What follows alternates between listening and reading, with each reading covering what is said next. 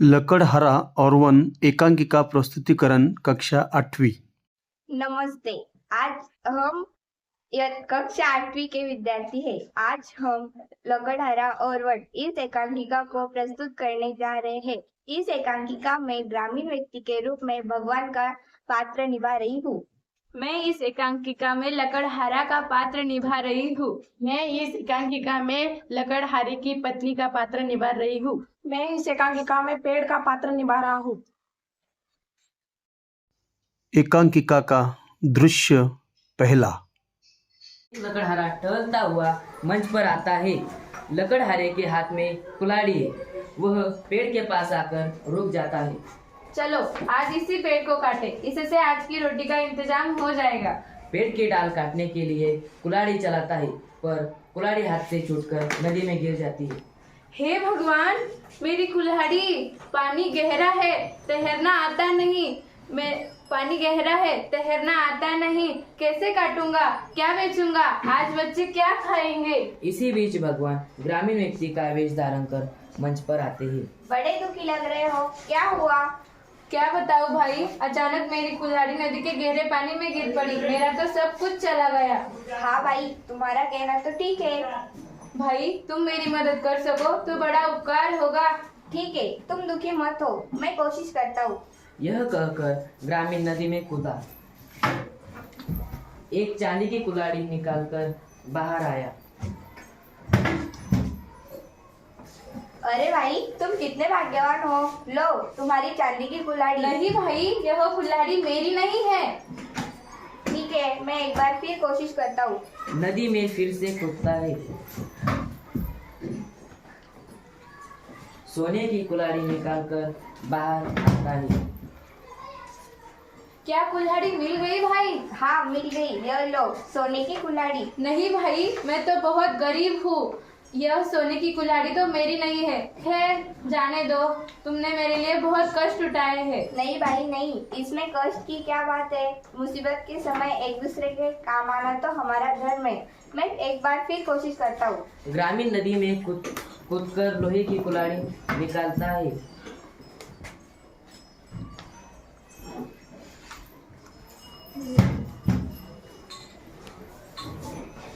लो भाई, इस बार तो लोहा ही हाथ लगाए। अपनी लोहे की कुल्हाड़ी देखकर खुश होता है। हाँ भाई, यही मेरी कुल्हाड़ी है। तुम्हारा यह उपकार मैं जीवन भर नहीं भूलूंगा। भगवान तुम्हें सुखी रखे। एक बात मेरे समझ में नहीं आई। वह क्या? मैंने तुम्हें पहले चांदी की कुल्हाड़ी दी, फिर सोने की दी, तुमने नहीं ली, ऐसा क्यों? दूसरों की चीज को अपना कहना ठीक नहीं होता। मेहनत और ईमानदारी से मुझे जो भी मिलता है वही मेरा धन है। ग्रामीण चला जाता है और भगवान के रूप में मंच पर आता है।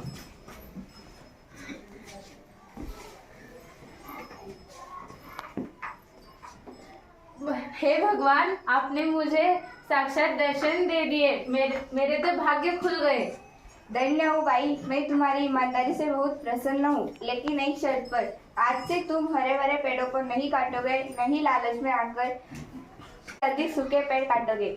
मुझे शर्त मंजूर है। लकड़हारा और वन दृश्य दूसरा। लकड़हारा सो रहा है। मंच के पीछे से उसकी पत्नी आवाज देती है। अरे ओ रामू के बापू, घोड़े बेचकर सो रहे हो? क्या आज लकड़ी काटने नहीं जाना है? जाता हूँ भगवान, जाता हूँ। अपनी कुल्हाड़ी उठाकर जंगल की तरफ जाता है।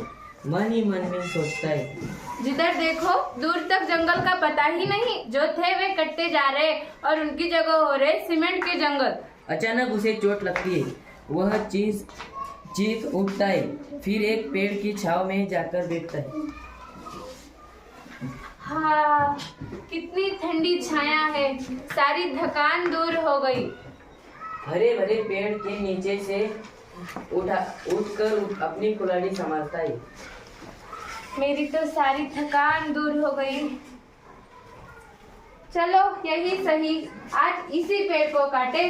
कुल्हाड़ी चलाने की मुद्रा में हाथ उठाता है। अरे अरे, ये क्या कर रहे हो? कौन? अरे भाई, ये तो मैं हूँ। कौन? भूत? डरो नहीं भाई, मैं पेड़ हूँ। पेड़? क्या तुम बोल भी सकते हो? भाई मुझ में भी प्राण है। तुम मुझ बेकसूर पर क्यों वार कर रहे हो? क्या क्या करूं भाई, चार चार बच्चों को पालना पड़ता है, यही एक रास्ता है रोजी रोटी का।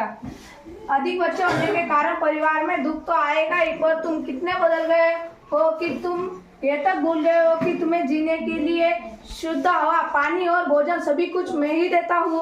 यह तो तुम्हारा काम है, इसमें उपकार की क्या बात। मैंने कब कहा मैं उपकार है भाई, पर तुम तो अच्छी तरह जानते हो मनुष्य को जिंदा रहने के लिए शुद्ध हवा जरूरी है, उसे सांस लेने के लिए शुद्ध हवा चाहिए और हवा को शुद्ध करने का काम मैं करता हूँ। तुम्हारा कहना तो ठीक है, पर मेरे सामने भी तो समस्या है। यदि तुम इसी तरह हमें काटते रहे तो ये बेचारे वन्य पशु कहाँ जाएंगे?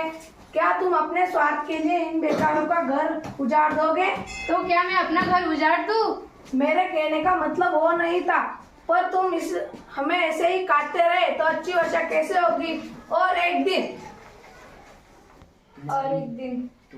तुम्हारी बात तो ठीक है, पर अब तुम ही बताओ मैं क्या करूं। कम से कम अपने ही हाथों से अपने पैरों पर तो कुल्हाड़ी मत मारो।